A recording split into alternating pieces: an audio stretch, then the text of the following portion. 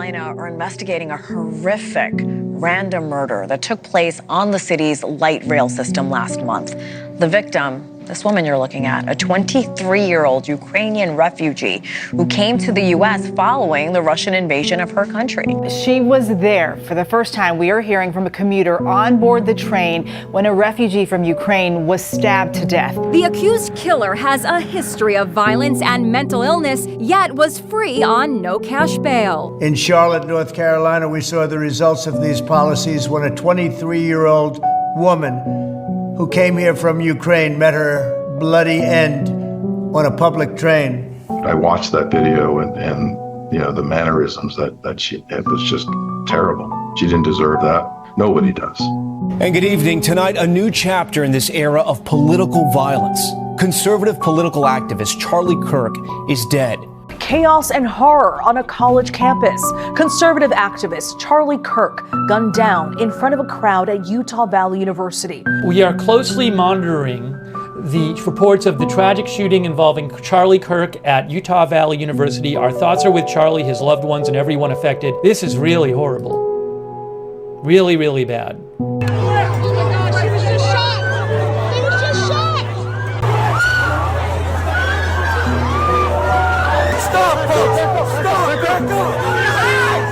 The suspected shooter has been placed under special watch. Everyone's just like scared. Like it's traumatizing. I watched a fountain of blood come out of the side of his neck like a water fountain. I saw that he was shot in the neck and that he was squirting blood everywhere. Counting or not counting gang violence? Great.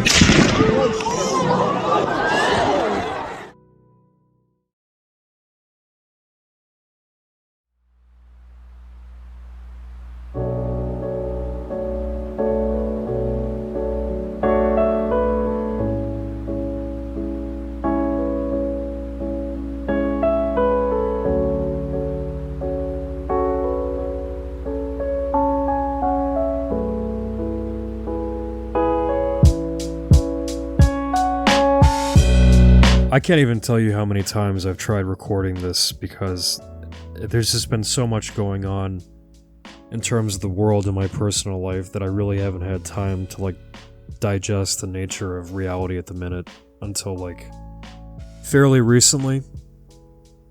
And it's just I actually had no intention of making this video because the video I actually wanted to put out was in regards to stress management, because there's been a lot going on in my life personally that I wanted to talk about on a video, which would explain my brief hiatus, because there's just been way too much going on.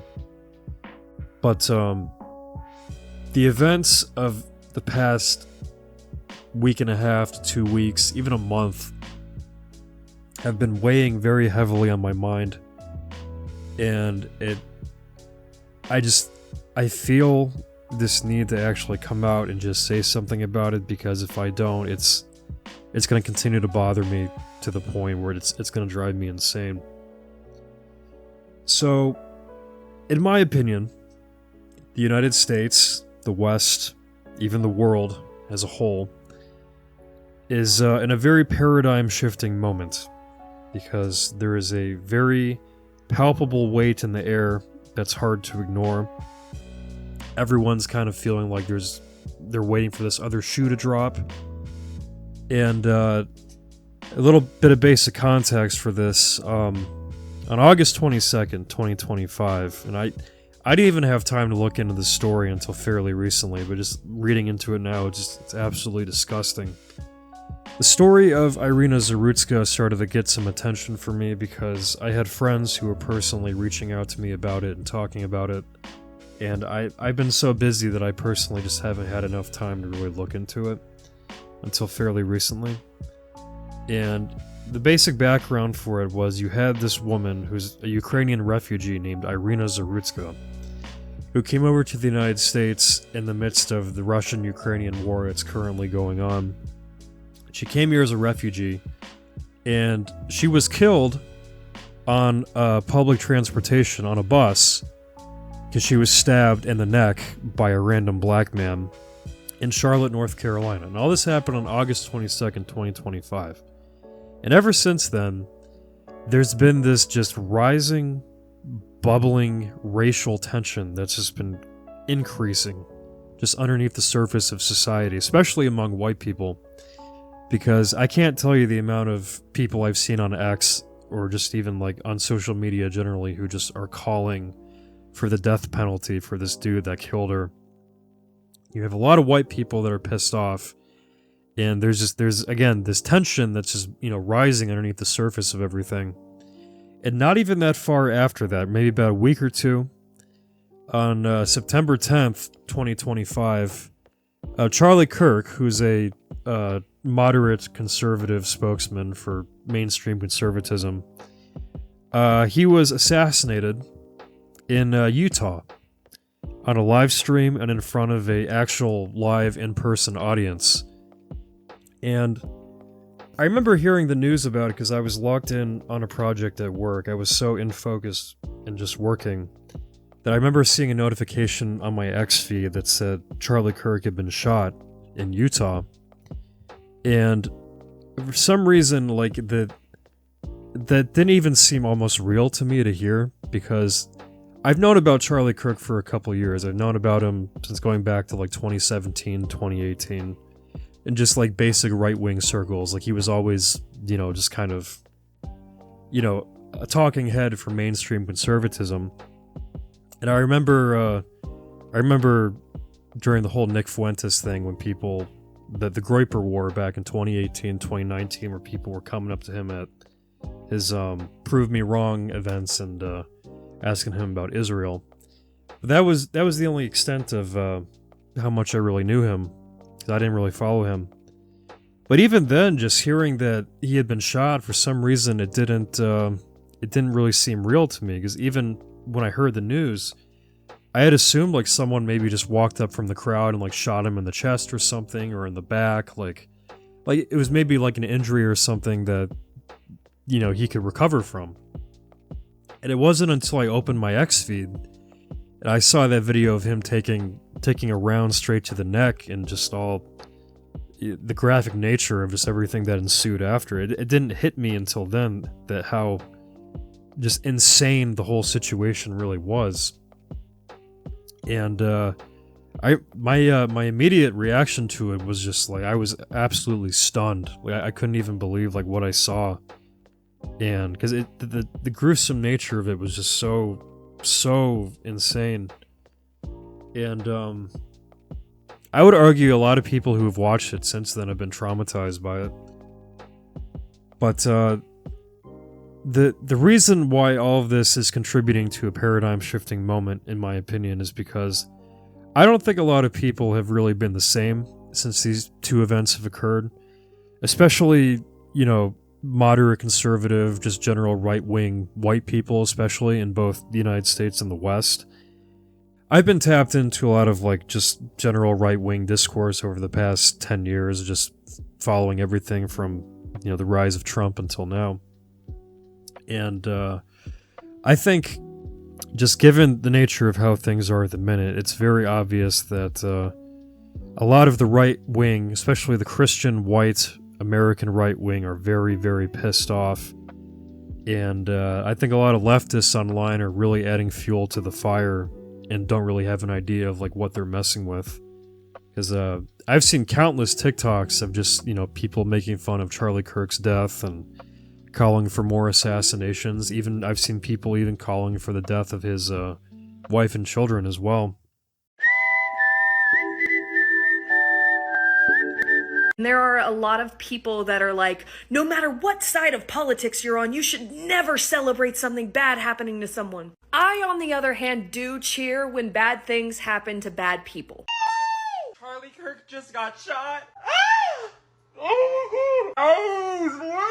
Well, breaking fucking news, folks. Seems somebody just took a shot at one of the Fantafast's favorite 5-mile wide mouthpieces, Charles Chucklefuck Kirk.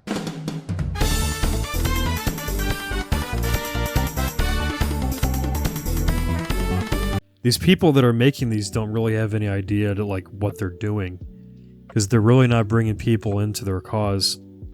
Because I've also seen videos too, and I'm gonna put them up here in a second, of people who are actually like leaving left-wing politics as a whole, just because of the left-wing, like, reaction to everything happening at the moment with Charlie Kirk. Hey guys, no half gardening tips for you today. This is just a public message, I guess. I was an old school Democrat. I will never vote a Democrat ever. I was a Purple Party independent. You lost me. I'm all red now. When you celebrate and rejoice in the murder and assassination of someone who just was giving a different point of view than what you're used to in the colleges these days, you are and will always be part of the problem if you're rejoicing in that. He was a family man. He just came and was respectful to everybody and was assassinated for it. It's pathetic. And so has what the Democratic Party has become. You know, all I gotta say is that you just pushed everyone to go right. Like, there's gonna be a lot more people voting Republican, that's for sure. I am done. I am not going to vote Democrat anymore. I did leave the left because I was getting sick and tired of their behavior. But I was considering myself to be in the center. No. Whoever did this just f***ed up. And I'm seeing a lot of people who were on the left say that they're no longer going to be on the left anymore. And I think what's more disturbing about all of it is a lot of the people who are making these videos, these TikToks, are like people you would encounter on like an everyday basis, like nurses, teachers, doctors, pharmacists, even like just average people that you would just interact with in your daily life. And I think that's very telling. It's a good social barometer of where the United States and the West is at, because it's very clear that this political divide between left and right is just so deep and just ingrained in people at this point that it's just hard to ignore.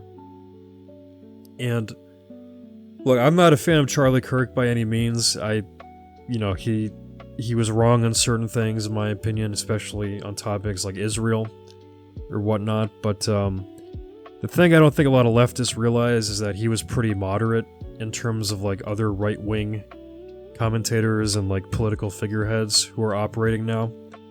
If anything, he was a gatekeeper that was holding back moderate conservatism from going even farther right.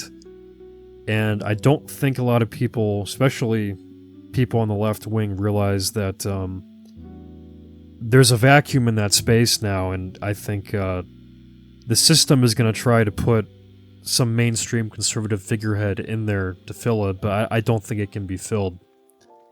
And I think a lot of people who were watching Kirk's content are going to start migrating even further right because of this event, because it's abundantly clear that the people cheering on his death want people on the right dead. I mean, they make it very obvious in the videos that they've made, and I think a lot of people on the right they're getting tired of the constant pushback from the left, especially in terms of everything, culturally, socially, politically. And I think a lot of people on the right are just pissed off, and I think they're preparing for some greater conflict.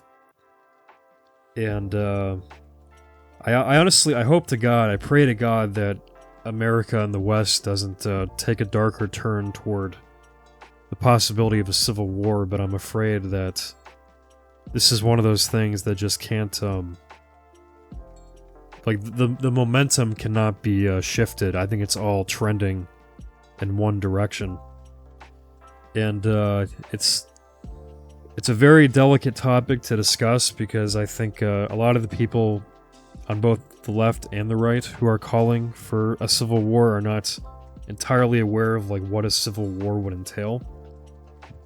Because I mean, you're looking at, God knows, tens of millions dead, famine, disease, children growing up without parents, parents losing their children, just complete death and destruction on a level that I don't think most Americans are really accustomed to.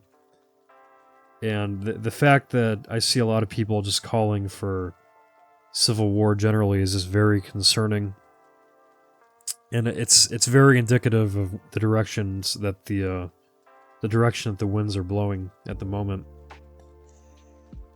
And I think in this time, it's becoming abundantly more important than ever to start preparing for some kind of impending event, because I think from here on out, things are not going to be easy, especially with people calling for violence. I think we're going to enter a pretty dark timeline, unfortunately, where assassination and murder, politically based assassination and murder, is going to start becoming normalized. And I think a lot of people listening to this have to get prepared and start getting ready for the possibility of shit essentially hitting the fan. So it's just the general vibe at the moment is it's essentially, this is a genie that cannot be put back in the bottle, because it's abundantly clear that the hatred, especially from the left toward the right, is just, it's so out in the open now. And the people posting these videos of, of themselves dancing to it, celebrating to it. The right wing is feeling very threatened and almost backed into a corner.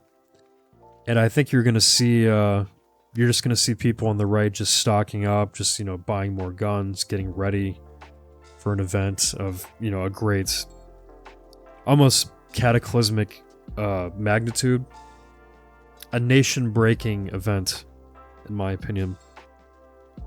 I don't know if it'll be in the next 5 years, I don't know if it'll be in the next 10 years, but at the rate at which things are just developing so quickly on a daily basis, especially here in the United States, it's so hard to tell.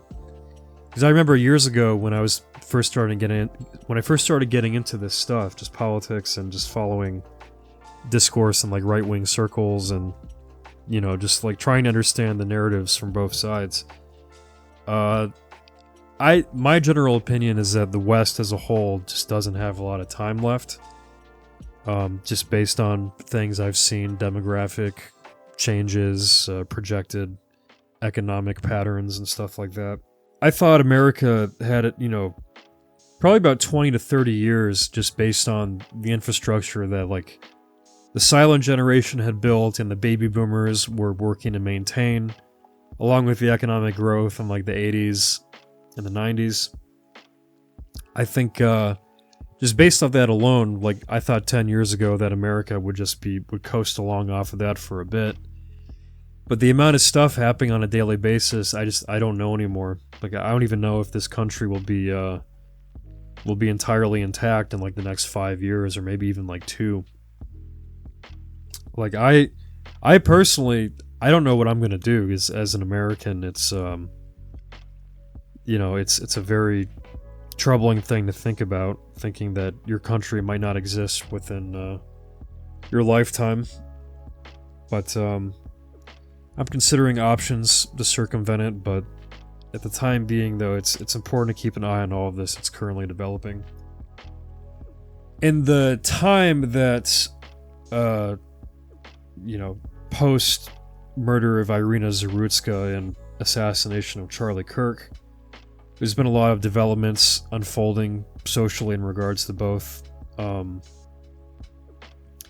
lot of people on the right have been working online to find people who have been making the TikToks online, and like they've been working to get these people fired from their jobs, which has actually been happening quite a bit online from what I've been seeing. And also people on the right are actually making databases of people who were applauding Kirk's death online. And I just get this impression that the United States and the West is just at this impasse that can't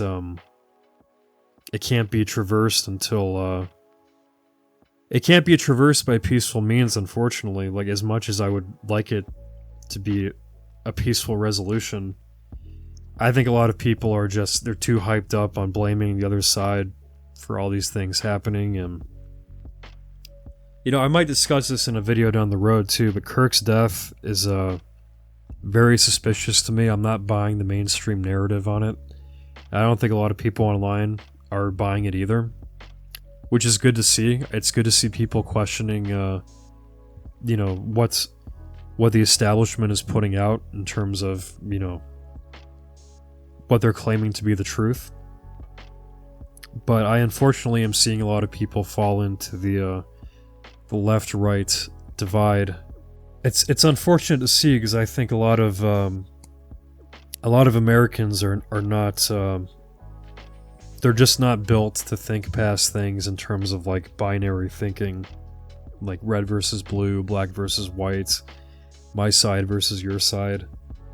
And it's a shame to see, because a lot of the people who are buying any of this rhetoric in regards to the way things are happening, especially the rhetoric and the narratives from the establishment being pushed down onto the masses, it's a shame to see people buying it up, because if too many people buy into it, then we are definitely entering a very dark timeline. But in light of everything, the only silver lining I can try to find and offer in this discussion is you got to start preparing. You have to start you know, treating the situation as if it's going to get worse, which I think it is going to get worse. But out of everything, you have to find some peace with yourself at the moment, because the world is going to get crazier and more schizophrenic as time goes on. And I think having some level of preparation in regards to a potential conflict coming up in the next 5 to 10 years is going to be very beneficial. So, you know, I would say get a gun. I would say get a gun and learn how to use it. Maybe start stocking up on food, general supplies, medicine. Because the way things are currently unfolding, I don't think things are going to remain stable, especially in the long term. But the only other message I can offer, though, in terms of all this, is to not despair, because out of darkness comes light, and I think, you know, if everything does go down in a very dark way, there's still ways of finding hope in the midst of everything. And you really just have to keep pushing forward and persevering in the face of just pure evil that's just blanketing the world at the moment. Because if you give up now and you let the chaos of everything get to you, it's just gonna suffocate you, man. You can't let it get to you. You gotta push past it. You gotta get in shape. You gotta get a gun. You gotta stock up. You gotta prepare. You gotta keep those who you love close to you and those who you trust close to you. And I think if you have everything in that department lined up, you're gonna be fine. But just be aware of what's going on, because I think it's gonna get pretty crazy out there. Until next time, though, thank you for watching, thank you for listening, stay safe, and do your best, man. Because that's really all we can do at the end of the day. Just do your best.